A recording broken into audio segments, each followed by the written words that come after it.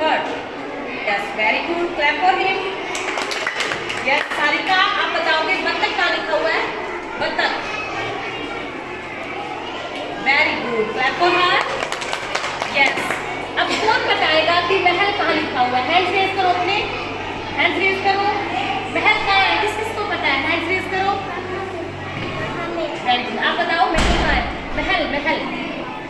Very good, clap for him. महल के सामने रखो बच्चे, परी।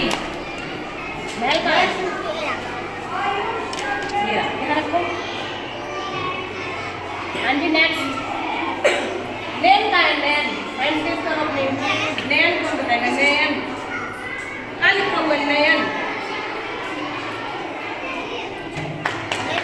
नैन के सामने रखो।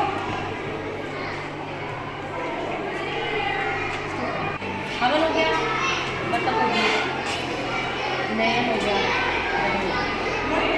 महल हो गया, एक दिन रह गया। अब मैं आपसे पूछूंगी बच्चे, क्या नाम है? आर्यन।